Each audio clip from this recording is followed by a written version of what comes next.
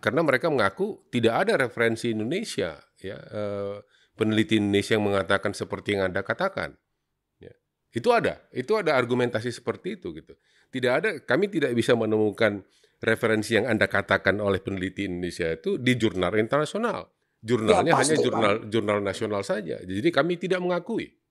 Itu ada loh pernyataan seperti itu. Itu kita mengerti, itulah yang saya bilang. Mm-mm. Mereka gunakan itu. Jadi Mm-mm. mereka gunakan itu. Dan kalau kita lihat Pak, mereka itu bukan satu orang yang freedom begitu. Mm-mm. Ya, kalau itu kita bisa lihat, mereka juga melakukan persekongkolan, perkomplotan. Mm-mm. Ada grupnya mereka itu. Mm.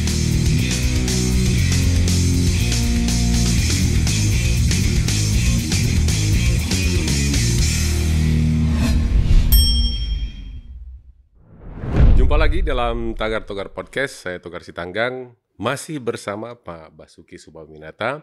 Bagian kedua dari episode mengenai gambut. Kali ini kita sedikit pendalaman mengenai gambut dan sawit. Kalau episode pertama kita membicarakan gambut itu apa, dan gambut Eropa, gambut Indonesia, energi dan segala macam. Kita sekarang mari kita fokuskan dengan gambut dengan kelapa sawit di Indonesia pada saat ini. Pak Basuki, menurut perkiraan Bapak berapa sih, kita kan nggak punya data yang benar ya, kurang apa, data kita kan ya gitu deh, gitu ya. Tapi di Indonesia ini kelapa sawit yang ditanam di gambut itu kurang lebih berapa banyak, Pak? Wah, saya lupa persis ya. Kira-kira mungkin 2 juta, 3 juta ada Pak. 3 juta hektar. Hektar. Ya. Kalau kita pakai tadi di episode sebelumnya, gambut itu 26, 28, 18, bla bla bla gitu ya. Kalau 2 juta berarti pemanfaatannya hanya 2/30 ya. Ya, 10%, 10-15% ya, ya. ya kira-kira 15% ya. 15% untuk pemanfaat gambut yang dibandingkan dengan total luasan kelapa sawit itu sendiri, segitu juga ya, sekitar Ya, 10-15%. kira-kira ya hampir mirip-mirip 16 juta kan ya, kira-kira Ya, segitulah Pak. kurang lebih 10%. Tetapi permasalahan gambut ini menjadi, yang 10% ini menjadi lebih besar daripada yang 90. Itu kira-kira kenapa, Pak? Ya karena gampang diserang ya Pak. Gampang diserangnya. Ya jadi kalau gambut itu gampang dibawa, orang tuh gampang digiringnya. Jadi sebetulnya kita itu menjadi emisinya besar dari lahan gambut kan itu angka default. Angka kalau kita kagak punya angka ya pakai angka pembantu lah, default lah, ya, angka kasar. Jadi kalau kita ukur semua mungkin nggak sebesar itu, gitu loh. Masalahnya kan nggak punya kemampuan sehingga kita dihitung berdasarkan angka default. Dan Nah, itu diratakan semua. Default itu kurang ajarnya mula-mula mereka mengajukan ya, waktu mereka menyerang kan gini Pak, berita itu kan udah lama dari 2010 diserangnya. Sebelum 2010 kan nggak ada yang nyerang. Ya, penyerangan itu baru ada 2009-2010. Jadi ketika 2010 mereka menyerang, itu dihubungkan dengan drainase, Pak. Jadi kalau kamu mendrainase sekian, sebutlah 80 cm, maka setiap 10 cm akan mengemisikan gas kira-kira 8 ton, maka tinggal dikaliin. Kamu turunkan air berapa? 80 cm, 80 kali 8 ton gitu loh, sekian puluh ton jadinya. Jadi dan itu buat orang yang hobi mengestimasi itu kan sangat mudah, gampang. Ya kan? Nah, jadi itu yang menjadi sasaran gitu loh.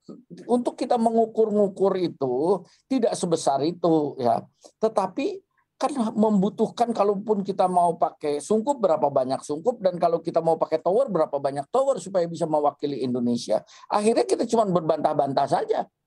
Ya, kita segini loh, tetapi belum bisa merubah data default. Gitu loh. Itu persoalannya. Jadi data itu belum mampu mengganti data yang udah nongkrong di default itu database. Jadi padahal kalau dalam kenyataannya kalau boleh dibilang itu kan setiap daerah atau setiap wilayah yang ditanam sawit itu berbeda-beda. Berbeda-beda, Pak. Jelas ya. Air juga begitu. Ya kan orang berpikir kan begitu tanam sawit akan emisi karbon. Ya. Emisi karbon itu kalau terlalu kering juga berhenti, emisinya terlalu basah juga dia berhenti. Dia mikroba juga mendekomposisi bahan organik tidak serta-merta begitu di drainase keluar CO2-nya. Tetapi angka-angka itu bervariasi bermacam-macam tergantung dengan keinginan mikroba. Jadi kalau tanahnya masih asam sama tanah yang dikasih pupuk banyak, tanah yang dikasih kompos banyak, beda-beda, Pak. Itunya karbon fluxnya yang keluar. Jadi kalau tadi itu kan ya lagi-lagi dalam permasalahan sawit ini kan selalu ada generalisasi dari semuanya ya. Dalam hal ini gambut kalau dihitung 1 cm 8 ton, sementara 10 cm, Pak, 10 cm. Ya, 10 cm 8 ton, sementara di 8 ton ini untuk yang spesifik kali ya, ada kriteria-kriterianya bahwa dia itu 8 ton. Yang kriteria lain mungkin di bawah 8 ton ya. Tapi yang menjadi pertanyaan saya itu kadang bagaimana bisa menjelaskan atau menjawab ya bahwa tidak sebegitu gitu loh. Ini kan ya saya kira salah satu cara ya saya undang Bapak di sini ya untuk menjelaskan gitu bahwa emisi karbon dari gambut itu tidak serta-merta yang punya ada sawit yang berada di lahan gambut berarti dia mengemisi karbon 8 kali sekian kan gitu ya. Harusnya kan seperti itu ya gitu ya.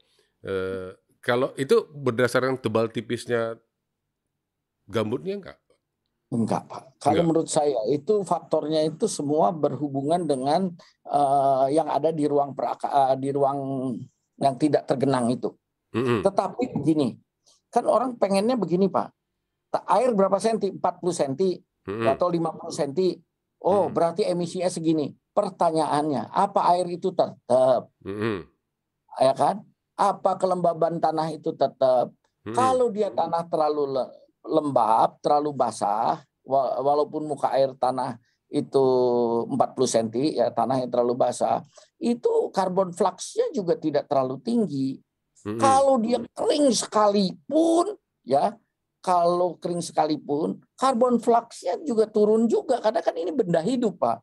Kalau terlalu kering, mikrobanya juga turun. Nah, activity-nya sekarang, Pak, kalau kering kebakaran, itu tunggu dulu, kebakaran mah topik lain ya. Kebakaran mah topik lain. Ini mah dekomposisi sama mikroba aja. Nah, yang dekomposisi sama mikroba itu juga tergantung sama apakah kondisi itu membuat mikroba itu favorable, sangat sesuka gitu loh, sangat nikmat. Ya cuman kan jadi persoalan gini, Pak Bas, oke lah, aku punya satu kebun mengukur sebutlah 5-6 titik. 1 minggu cukup nggak? Nggak bisa, Pak. Gitu kan? Banyak orang mengukur-ngukur cuman datang 3 menit. Kan ngukurnya kan nggak lama, Pak. 3 menit ya, menit 1, 2, 3, udah. Dapat kaliin setahun, coba bayangin berapa kesalahannya. Jadi itu harus lama, Pak. Nah, itu yang jadi persoalan. Ya. Nah, tetapi ujung-ujungnya, Pak, Bapak udah nulis, udah neliti, udah tulis, selama Bapak publish-nya itu di publikasi Bapak sendiri, nggak akan dibaca. Nggak aci katanya, Pak. Nggak aci kalau anak SD itu, nggak dihitung ya. Nggak dihitung. Kamu harus publish di jurnal internasional dong. Yang juri-jurinya mereka lagi, Pak. Ya. Jadi itu tidak mudah. Ya, mau masuk ke jurnal yang bergengsi itu, kita kan juga jadi orang Indonesia sangat bangga kalau kita publish di jurnal bergengsi. Tetapi kalau kita publish di jurnal bergengsi, ya, yang menentang kenormalan yang ada, itu tidak mudah. Bisa juga Bapak ditolak. Gitu loh. Jadi jangan pikir kita udah neliti pasti bisa publish. Itu butuh banyak teknik-teknik lain. Gitu loh. Jadi itu sebetulnya. Jadi kalau kita ya banyak sekali yang dikatakan dari luar sana bahwa penelitian kalian itu, orang-orang Indonesia itu tidak dipublish dalam jurnal internasional, ya. Sementara Bapak yang sudah melakukan penelitian mau mempublish ke dalam jurnal internasional, ada hambatan di sana, ya. Kenormalan itu tidak diterima, kan gitu ya. Ini kan artinya kita diatur-atur, Pak, ya, sama mereka ini. Ya, itulah Pak. Jadi sebetulnya ya, kalau kita mengeluh begitu, orang akan bilang, alah Basuki banyak omong. Memang nggak ada kebecus terus nyalain orang. Orang nolak, gitu kan? Ya kan? Ya. Sebetulnya kenapa tuh nggak ada kebecus, gitu kan? Jadi kita jangan merengek-rengek gitu juga memalukan. Tetapi saya punya pengalaman, ya kan? Jangan kata untuk jurnal Pak. Presentasi di International Peace Society waktu itu di Stockholm. Teman saya ya yang sangat mumpuni di bidangnya, ya itu ditolak loh Pak. Dengan komen apa? Dia bilang hasil penelitianmu tuh bertentangan dengan pendapat yang normal. Ya, pendapat yang normal. Jadi marahlah dia. Ya naik banding, dia suratin itu ketua International Peace Society. Dia suratin. Ini apa ini? Seperti perkomplotan. Akhirnya dia diizinkan untuk mempresentasikan di forum di IPS di Stockholm itu. Itu dulu itu kita apalagi publish Pak, itu kan presentasi aja levelnya. Ya kan? Pak, itu pun udah banyak hambatannya. Kalau publish kan diam-diam kan gitu ya, nggak ketahuan bahwa ya, itu. Tapi kalau kita mempublish yang menggegerkan, ya kita mau, wah itu cepet Pak. Ya. Kalau kita publish yang menggegerkan, misalnya gambut, kalau 10 cm emisinya sekian, maka seluruh Indonesia emisinya sekian. Wah, pasti dipublish ya. Bisa publish itu, walaupun kita orang Indonesia mungkin. Oke. Jadi ya karena ya berkali-kali gitu ya dalam beberapa tahun terakhir ini kan kita selalu dituntut ya pemerintah juga mengatakan gitu. Itu para peneliti kita masa nggak bisa sih masuk ke jurnal internasional gitu ya. Tapi kan kalau kenyataannya ya quote-unquote hambatan itu ada kan pencegahan bahwa yang benar itu harus terungkap. Tertulis tidak ada Pak, tapi itu kan persoalan dalam hati.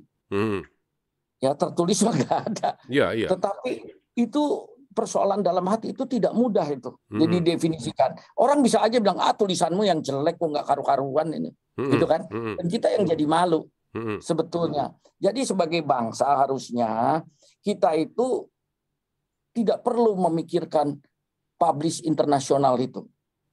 Kalau saya loh. Tapi Pak, sorry, tapi justru referensi sendiri saja. Tapi justru referensi yang terakhir misalnya di dalam apa yang terakhir ya, RID 2 atau apa ya, bahwa kan tidak ada karena mereka mengaku tidak ada referensi Indonesia ya, peneliti Indonesia yang mengatakan seperti yang Anda katakan. Itu ada argumentasi seperti itu gitu. Kami tidak bisa menemukan referensi yang Anda katakan oleh peneliti Indonesia itu di jurnal internasional. Jurnalnya hanya jurnal nasional saja. Jadi kami tidak mengakui. Itu ada loh pernyataan seperti itu. Itu kita mengerti, itulah yang saya bilang. Mereka gunakan itu. Jadi mereka gunakan itu. Dan kalau kita lihat Pak, mereka itu bukan satu orang yang freedom begitu. Ya, kalau itu kita bisa lihat mereka juga melakukan persekongkolan, perkomplotan. Ada grupnya mereka itu. Jadi bukan pure scientist lawan pure scientist, bukan. Itu bukan begitu di dalam kasus emisi karbon dengan sawit, itu bukan begitu. Itu orang-orangnya yang menyerang juga tetap Ya, orang-orangnya menyerang tetap itu loh. Jadi kita saling kenal kita. Ya, saya jadi teringat Pak, beberapa waktu yang lalu saya ada baca jurnal yang ditulis orang Indonesia yang bernada miring terhadap sawit gitu ya. Jadi terus saya lupa ngomongnya sama siapa. Saya pas itu saya kirim jurnal itu, saya tanya, kenapa orang Indonesia tidak bisa menuliskan hal yang berbeda dengan ini gitu loh, yang sebaliknya gitu. Ini kan jurnal itu quote unquote menjelekkan ya. Saya lupa biodiesel atau apa waktu itu. Kenapa orang Indonesia tidak bisa menceritakan atau meneliti, menghasilkan penelitian yang berbeda dengan yang dituliskan oleh orang Indonesia yang ini gitu loh. Kenapa kalian dari IPB juga saya kirim itu. Kenapa nggak bisa? Ya gitulah Pak, untuk jurnal internasional ya seperti Bapak bilang tadi ya. Tapi ada hambatannya gitu ternyata. Ya, jadi gini Pak, kalau mengeluh seperti saya kan udah tua, ya kan suruh muda lagi juga nggak bisa. Jadi kita itu yang muda itu harus kita lebih fleksibel. Justru itu harus diatasi. Bagaimana fleksibel, nggak bisa kaku seperti saya itu, ya nggak bisa kaku. Mungkin kita harus pakai trik-trik lain, ya mungkin harus pakai trik-trik lain supaya kita bisa kata-katanya bisa diterima lebih halus, lebih apa, kita harus merendah juga sedikit barangkali, lebih kooperatif. Kan di dalam perjuangan itu harus macam-macam. Mungkin orang seperti saya, orang kuno lah, itu nggak model lah begitu ya, bahwa mau frontal begitu kita udah buktikan kita kalah. Nggak mungkin. Jadi kita harus lebih kooperatif barangkali. Ya, jadi kooperatif, tetapi mentalitas nasionalismenya atau membela negara ini, bukan membela sawit, tetapi membela negara ini, itu harus tetap dibangun, dikuatkan. Itu loh. Jadi intinya itu yang harus kita tekankan itu nasionalismenya. Ya, jadi kalau anak-anak muda itu lebih nanti bisa lebih publish ya di luar negeri, itu lebih bagus. Ini kan persoalannya macam-macam juga. Saya itu kan lulusnya juga udah terlalu tua, ya kan. Jadi udah kaku. Terus kemudian saya masuk ke universitas yang tidak hobi berdebat, Pak. Jadi di dunia saya itu berdebat itu aib, Pak. Jadi di dunia yang saya belajar itu, kita itu bukan mendevelop debat. Debat tuh aib lah. Tapi kalau masalah debat Pak ya, saya baru lihat satu headline pemberitaan ya, Menteri Pendidikan mengajak ya bahwa setiap mahasiswa datang ke ruang kuliah itu tidak lagi mendengarkan dosen ya, tetapi mempersiapkan diri untuk berdebat mengenai topik yang sudah diberikan oleh dosen. Itu kan udah mulai ada pelajaran seperti itu. Memang itu kita harus begitu kali supaya kita lebih bisa berkomunikasi, ya. Karena kalau kita mengajar mahasiswa dengerin itu saya juga pikir itu udah nggak zamannya, ya kan. Jadi kita harus itu. Tetapi jangan lupa Amerika kan hobinya memang berdebat, ya kan. Emang hobinya berdebat, tetapi kemajuan juga bisa dicapai oleh negara yang tidak berdebat seperti Jepang, ya kan. Nah, Jepang itu kan tidak hobi berdebat, jadi kita harus ambil jalan tengahnya. Nah, ini nih cerita nih Pak Togar, kemarin nih ada kejadian yang lucu. Jadi coba saya bilang, boro-boro kita mau bilang, saudara-saudara, topik kuliah kita berdebat tentang ini. Jadi harusnya begitu maunya. Tetapi kan karena ini pelajaran masih semester 3, masih introduction, jadi kita ngajar lah. Bahannya nggak banyak. Kemudian saya bilang, ada pertanyaan? Nggak ada yang nanya.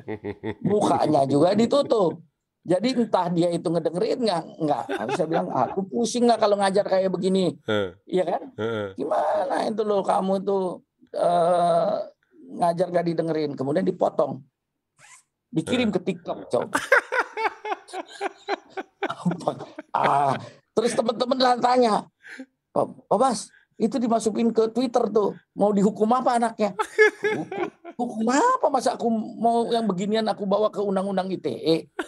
Kan kurang udah jadi capek lah kalau dipikir-pikir gitu loh. Tapi ya itu mungkin ya ya sistem pelajaran kita lah Pak ya. Masih mencari-cari Pak. Ya, belajar dan mengajar itu masih tetap terus mencari bentuk. Tapi anyway, balik ke persoalan sawit Pak. Ada peraturan pemerintah yang mengatakan 40 cm harus diairi itu ya. Muka air tanah. Muka air tanahnya 40 cm. Ini dari mana datangnya 40 cm? Ya, banyak yang bertanya-tanya Pak. Ya. Tapi terus terang saya tidak ikut rapat yang begituan itu. Saya waktu itu tidak ikut. Jadi jangan salahin saya. Tetapi saya cari sumbernya. Apakah landasan ilmiahnya ada atau tidak? Sebetulnya ada, cuman digunakan kurang tepat, Pak. Jadi ada penelitian.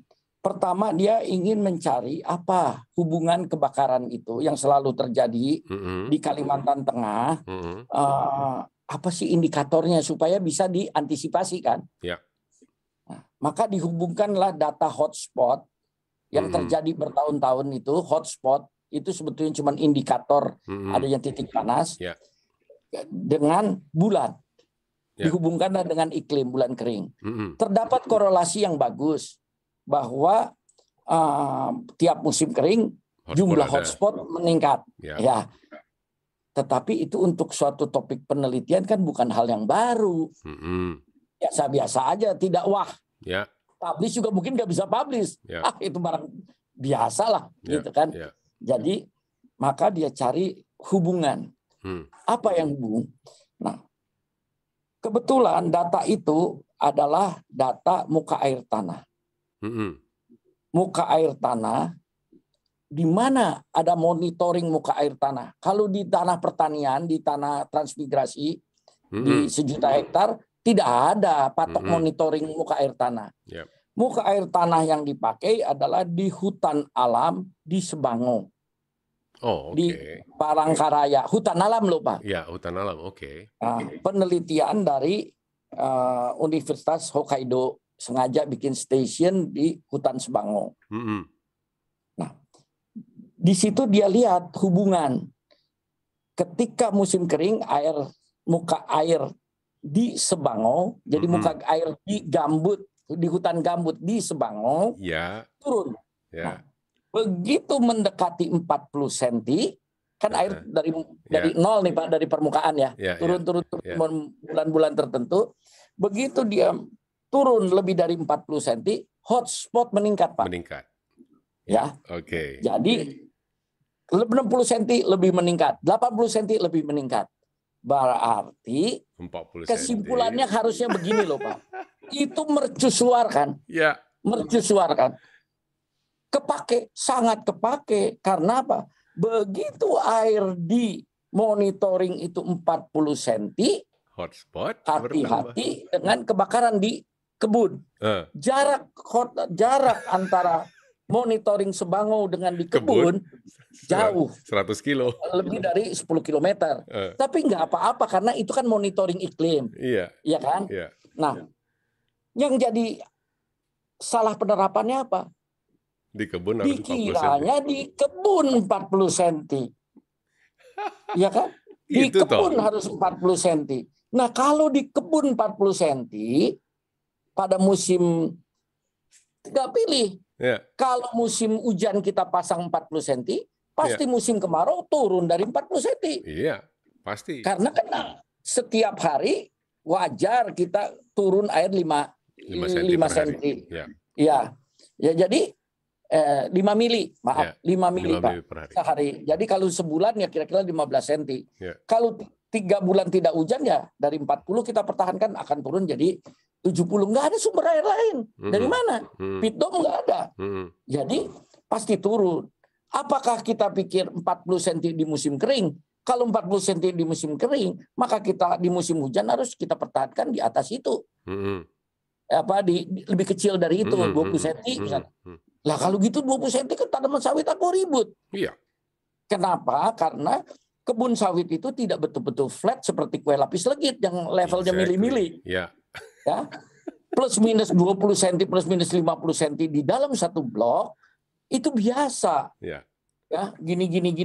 Ya. Lah, itu menjadi keresahan lah ya.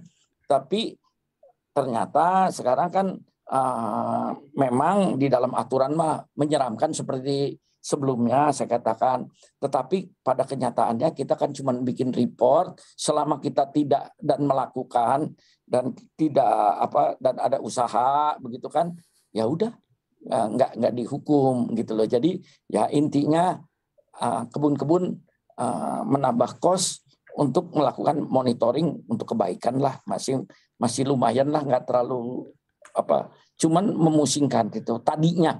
Tapi kalau lihat sekarang kira-kira gitu. Jadi intinya gitu Pak, apakah dasar ilmiah ada, cuman menerapkan ilmiah menjadi peraturan itu agak sedikit melenceng.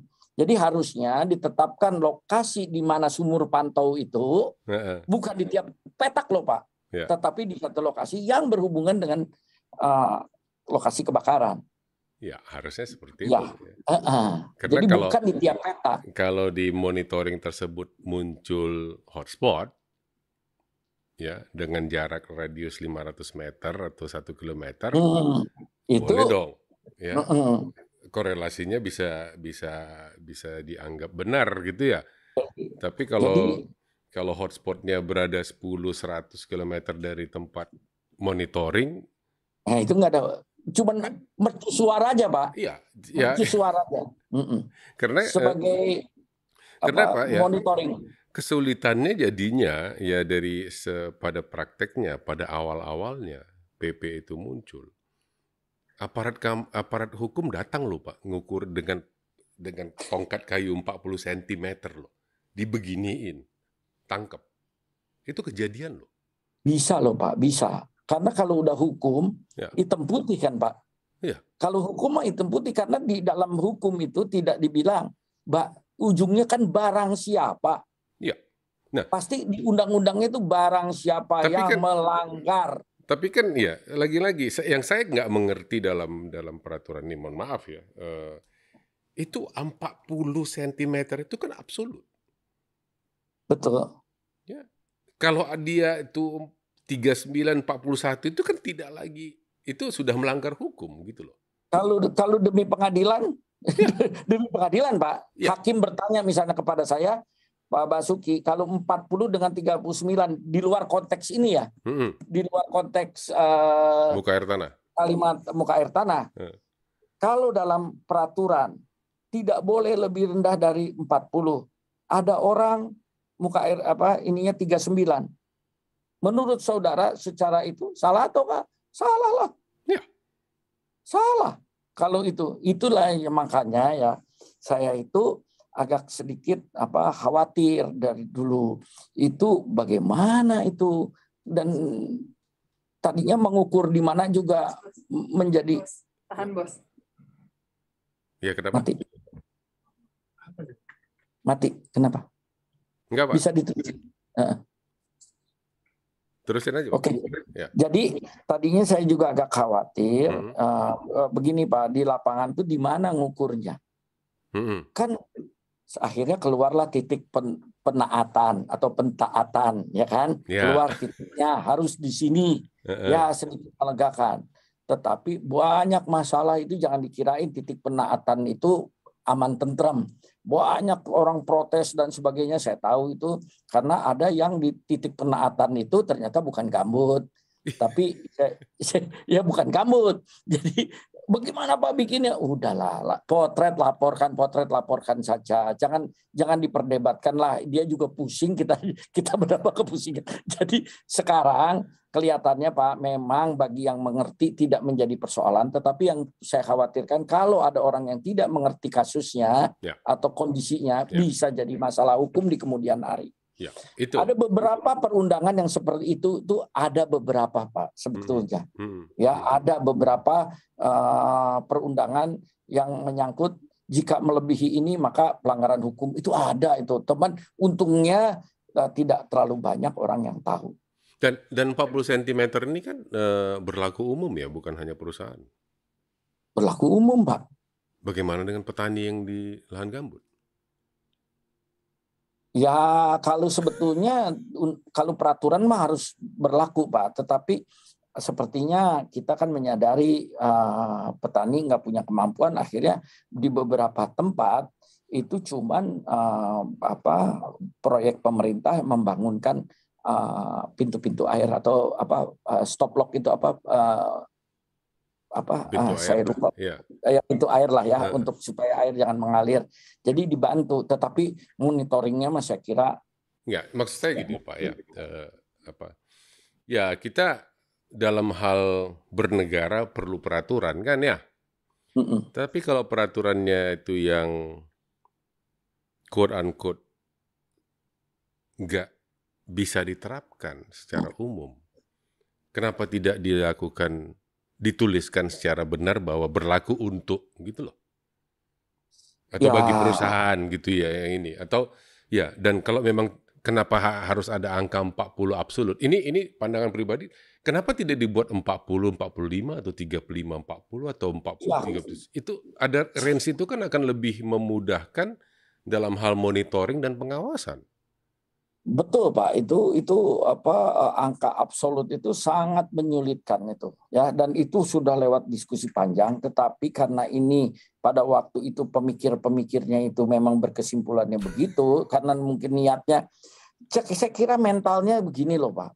Jadi mentalnya itu saya pemerintah mencurigai perusahaan itu nakal. Mentalnya saya kalau saya lihat begitu. Perusahaan ini memang biang ini, gitu loh. Ya, memang kita jadi di dalam hati itu kelihatannya memang ingin mengatur. Jadi bukan memberi kemudahan, bukan. Memang ini mesti diatur nih, gitu loh. Tetapi ya ketika mengatur itu kita tempo-tempo lupa, terlalu semangat lah kalau saya sih bilang, terlalu semangat. Tempo-tempo kita lupa. Lah bagaimana kalau di Taman Nasional dan sebagainya? Dan ini PP loh Pak ya, peraturan pemerintah. Dilakukan pengukuran nggak? Ya, siapa yang monitor itu? Itu jadi saya tuh jadi dari dulu kan saya bilang ini harus ketika negosiasi itu atau kita itu. Tetapi saya juga ngerti Pak, ngerubah PP itu kan yang nanti tangan presiden Pak. PP itu. Jadi sekali diundangkan itu tidak mudah dicabut gitu. Kalaupun nanti dicabut terjadi keributan lagi, kenapa dicabut? Pasti permintaan grup Pak Togar nih. Ya kan? Itu loh. Jadi makanya sebaiknya ya sebelum diundangkan itu harus dipertimbangkan baik-baik sebetulnya. Jadi itu loh. Padahal itu pasti udah melewati itu. Tetapi saya sih bilang terlalu semangat lah. Gitu ya. Oke Pak. Nah, kebakaran hutan ya selalu dibilang lahan gambut yang terbakar dan selalu itu untuk sawit.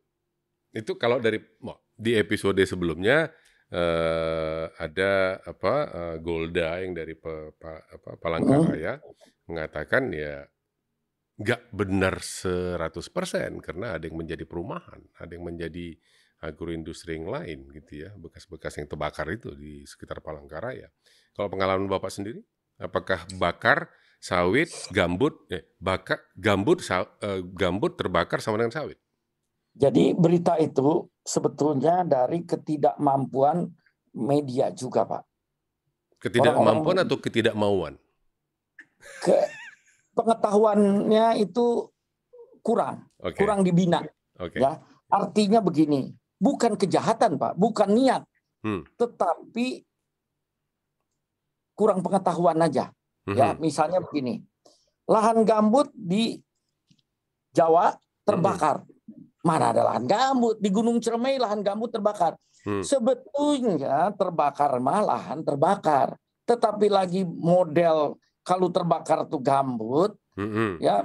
Jadi yang memeriksa berita itu kurang hati-hati. Jadi lahan karena kurang nggak ngertinya gitu loh, ya.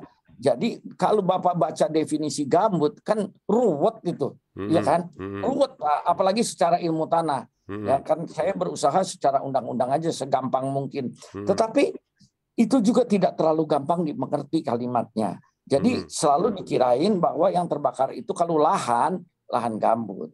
Padahal di Sumba juga lahan terbakar, di Timor juga lahan terbakar, lahan kering. Di Jawa juga lahan terbakar, di Gunung Lawu 2015 terbakar sampai 4 orang meninggal. Gunung Lawu, ya kan?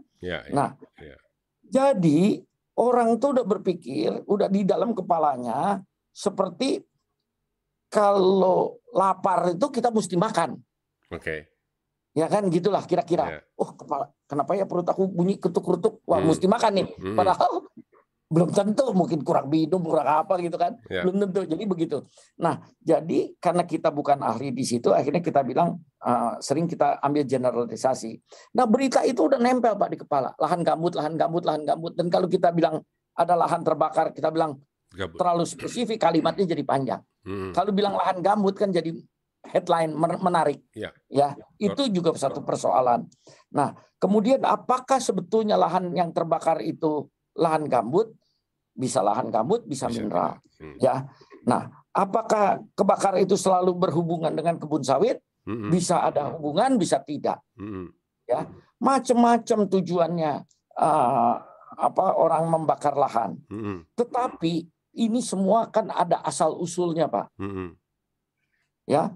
Nenek moyang kita sampai tahun 2010, ya baik pengusaha maupun pemerintah, dari nenek moyang yang nggak berpendidikan sampai orang yang berpendidikan, sampai kebijakan pemerintah pun buka kebun, buka transmigrasi, bakar.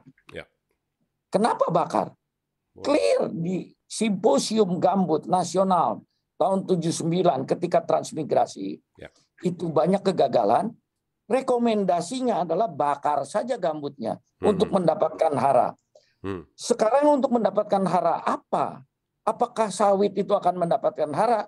Wah, kalau barang dibakar kan mestinya logikanya kalau untuk padi dapat hara, untuk sawit juga dapat hara. Ya, itu logikanya terlalu sederhana. Tidak begitu. Jadi begini sebetulnya. Kita harus ingat, ketika kita bakar jadi abu. Dapatlah abu dan arang. Kalau sempurna abu putih. Kalau tidak sempurna arang. Kalau enggak ya tetap kayu. Nah sekarang kalau abu berarti oksida dari unsur. Ya, jadi K, K2O, Ca, CaO. Semua itu larut dalam air. Begitu hujan. Kalau dia tidak larut pun, agak sukir larut secara definisi kimia, gampang hanyut. Jadi dari ruang perakaran gampang hilang. Nah, kok ketika dulu transmigran nggak bisa tanam di lahan gambut yang miskin, kemudian dibakar gambutnya kok bisa tanam? Betul. Mereka nanam padi, habis bakar terus tanam. Umur 1 bulan dia sudah hampir maksimum menyerap hara. Ya, 1 bulan. 1 bulan. Akarnya masuk, dia masih dapat.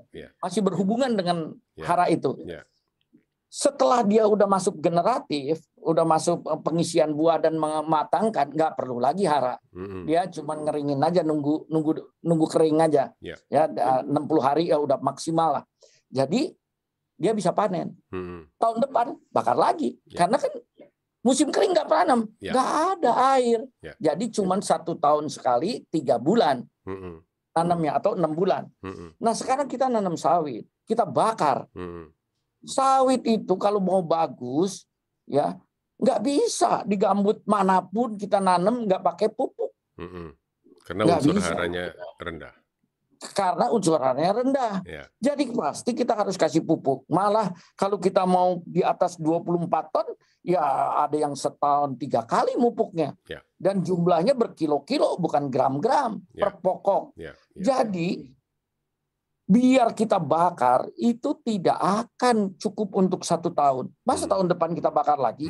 Jadi logikanya nggak cukup. Bahwa ada orang yang membakar, membuka lahan, ya, membuka lahan ada. Nah, terutama orang yang bukan pekebun. Kalau pekebun kan bibitnya juga beli mahal, Pak. Ya.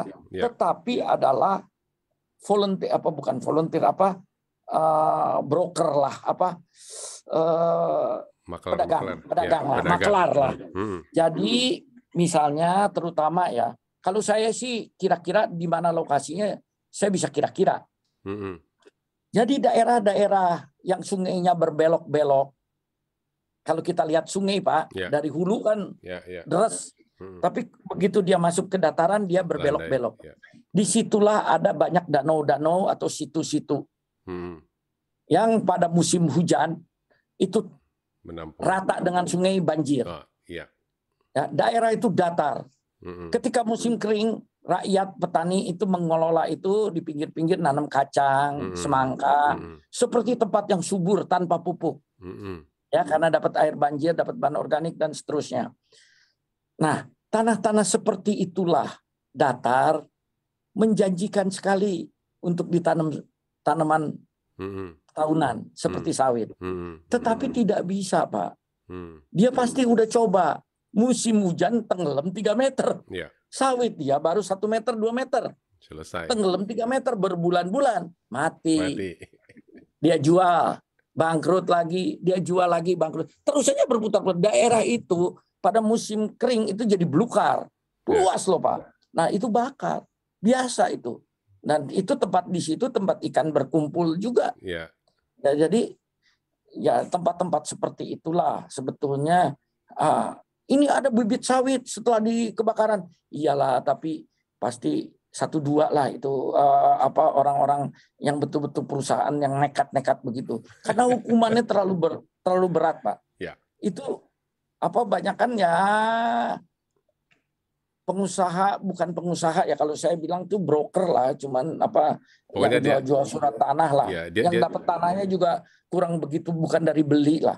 Dia tanam dulu baru jual ntar kemudian. Iya, coba-coba lah kalau jadi ya untung gitu loh. Oke, Pak. Baik, Pak Basuki, terima kasih sudah bergabung ya di bagian kedua ini. Kalau memang makin populer, kita balik lagi, Pak. Tapi memang kita cari topik lagi. Ya, cari topik lagi. Tapi kondisi memang untuk 2 bagian, untuk 2 episode ini memang kita lakukan secara online ya, karena Pak Bas belum ya merasa nyaman untuk untuk bisa tatap muka langsung ya Pak ya. Jadi kita lakukan secara online. Mudah-mudahan di waktu mendatang kalau Pak Bas lagi datang ke menjadi tamu di episode ini juga bisa tatap muka langsung Pak. Jadi kita bisa ketawanya jadi lebih enak gitu ya, saling lihat ketawanya gitu ya di satu ruangan. Ya, sekali lagi terima kasih Pak Basuki atas kehadirannya di episode 2 episode yang sudah kita lakukan ini, berbicara mengenai gambut ya, baik gambut Eropa, gambut Indonesia, dan bagaimana persepsi media dan kemudian menjadi persepsi masyarakat mengenai gambut ya, bahwa gambut ini begitu, gambut itu begini gitu ya, dan kemudian dikaitkan dengan perkebunan kelapa sawit. Kelapa sawit kalau ada kebakaran di mana-mana selalu dikaitkan itu gambut, itu sawit ya. Gambut, sawit, kebakaran itu tiga topik yang sepertinya tidak terpisahkan ya setiap kali ada kebakaran hutan di Indonesia. Tetapi lagi-lagi tidak semua kebakaran hutan itu akan menjadi sawit ya. Tidak semua kebakaran hutan itu berada di tempat gambut atau di lahan gambut ya. Ya, kebakaran terjadi di mana saja ya. Kebakaran hutan baik itu disengaja oleh penduduk setempat untuk membuka lahan untuk pertaniannya, atau memang secara tidak sengaja ataupun keterdodoran dari masyarakat, misalnya membuang puntung rokok yang sembarangan ya. Itu kebakaran banyak penyebab ya. Tetapi di Indonesia kebakaran hutan itu tadi selalu dikaitkan dengan gambut dan selalu dikaitkan dengan kelapa sawit. Ada 2 episode yang sudah kita lakukan dengan Pak Basuki, dan ada episode-episode lain juga yang selalu keterkaitannya dengan kebakaran hutan dan kelapa sawit yang bisa Bapak Ibu teman-teman sekalian tonton di episode di podcast saya ini. Baik Pak Basuki, sekali lagi terima kasih. Saya Togar Sitanggang. dari Tagar Togar Podcast. Jangan lupa subscribe ya, jangan lupa untuk membagikan podcast channel podcast ini kepada teman-teman yang lain. Sampai jumpa pada episode-episode mendatang. Terima kasih.